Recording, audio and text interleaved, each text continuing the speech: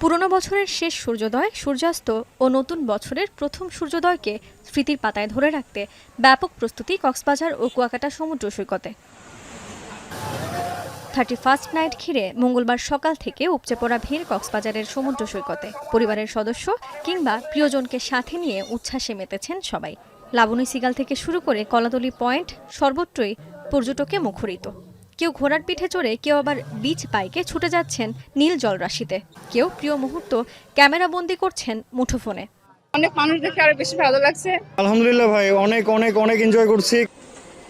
দেশি বিদেশি পর্যটক বরণে ব্যস্ত সময় পার করছেন ব্যবসায়ীরা। 5 শতাধিক হোটেল, মোটেল, রিসোর্ট ও গেস্ট হাউসের প্রায় 100 রুম বুকিং হয়ে গেছে।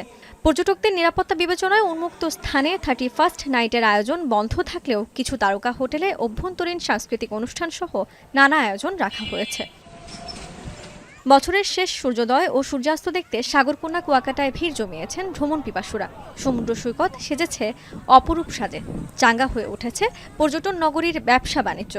2 শতাধিক হোটেল, মোটেল ও রিসোর্টে বুকিং হয়েছে প্রায় 90% রুম। বছরের শেষ দিনে আমি আসলে চাই যে আজকে সূর্যাস্তটা দেখে দিনটা শেষ করতে।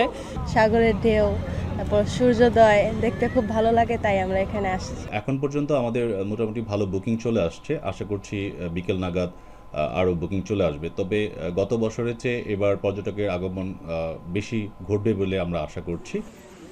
বিপুল পর্যটক সমাগমের কথা মাথায় রেখে 2 সমুদ্র সৈকতে বাড়ানো হয়েছে নিরাপত্তা। টুরিস্ট পুলিশের পাশাপাশি একাধিক নির্বাহী ম্যাজিস্ট্রেটের নেতৃত্বে সক্রিয় রয়েছে ভ্রাম্যমাণ আদালত। এছাড়া সমুদ্র স্নানে নিরাপত্তায় প্রস্তুত লাইফগার্ড ও বিচ কর্মীরা। আমাদের এক্সিস্টিং ফোর্স ছাড়াও আমাদের এসপি মহোদয়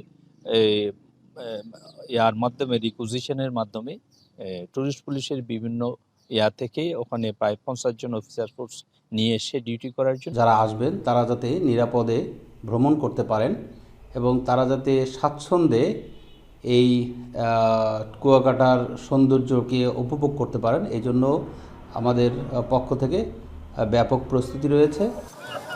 নতুন বছর বরণকে কেন্দ্র করে কক্সবাজার ও কুয়াকাটায় প্রায় 200 কোটি টাকা বাণিজ্যের আশা ব্যবসায়ীদের। জেনিসিয়া বর্ণা, এখন।